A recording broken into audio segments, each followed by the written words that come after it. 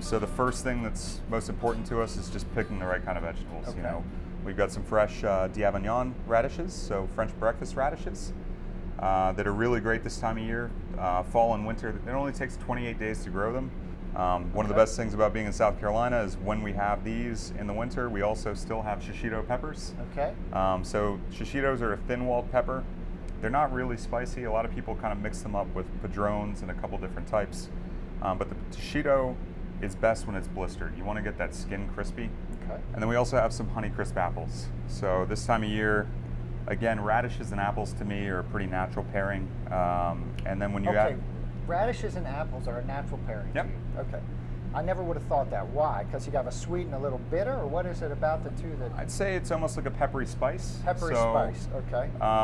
You know, when we're talking about apples, for me, the most important thing to sort of pair with it is something that's going to counteract that sweetness. Okay. So we're going to take a little bit of sea salt. We use kind of a medium grain sea salt here. Okay. And we're just going to sprinkle a little bit in initially, and that's going to really help as we cook the product for that salt to get into it. Okay. So we're not having to use a topical salt at the end. So we give it a little bit of a toss. Another thing we have is mustard seed oil, which is used a lot in Middle Eastern and Indian cuisines. Okay.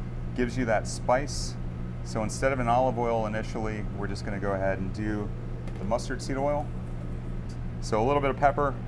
We don't put pepper on everything, but if it's going on the grill, I think it's got a place for sure.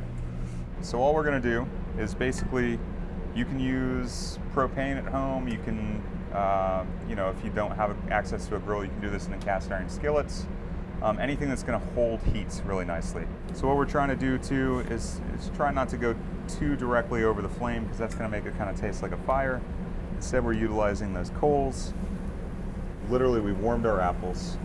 We're going to take them off because we don't want to get to a point of where we're having the integrity of the shape fall apart. So, and again, in the spirit of keeping these nice and fresh, we want to take them off pretty much as quickly as we possibly can. Okay. So on here you can see we've got that nice caramelization. Yeah. And then if you see with the tongs, it kind of squishes in. It's just starting to go tender. Okay. That's plenty. Okay. We don't have to wait for it to be blistered all the way across, because realistically you could eat them raw and they'd be pretty delicious.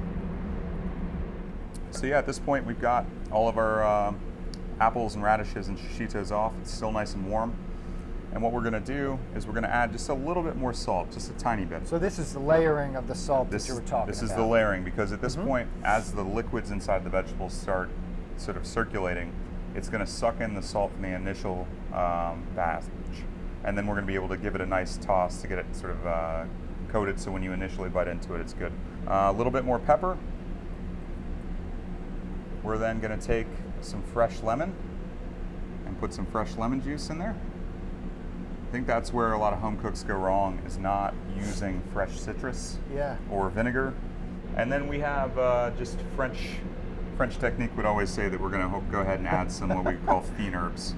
So this is going to be a little bit of chervil, thyme, tarragon, parsley, and chives. We've got a bowl right here. Okay. And then what we've got already pre-mixed is our spicy goat's yogurt. So this is a goat's milk product. We normally use Split Creek Farm here in Greenville, but you know, Whole Foods, Fresh Market, any specialty grocery store should have it. Okay. All it is lime juice and Korean chili flake. That's it. That's it.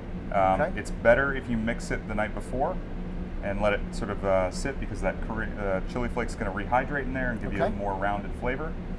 And we're just going to take one sort of dollop in the middle. This is just, you can do it however you want. At the restaurant, we always kind of plate in a certain style. I guess it's sort of our calling card.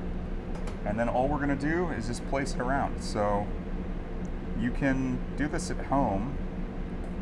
If you have a big platter and you've got people coming over. Oh, a big platter would be perfect. Yeah, and then it's a good starter. Yeah. People can then just sort of drag whatever it is that they're going to put onto their plate through the yogurt, or have a separate spoon for that. And then just to finish up on top, we're just going to put some sunflower sprouts. So you get a little bit of the fresh, uncooked flavor. And so, you know, if you don't have sunflower sprouts, you can substitute alfalfa sprouts or whatever it is that you want.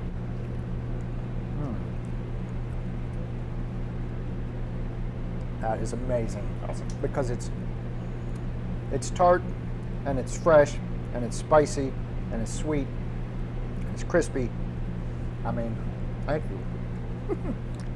Make sure you visit his restaurant if you're in Greenville. You have to check out the Anchorage. It's the best place in town. Thank you for watching The Cooking Doc. Healthy cooking made simple and delicious.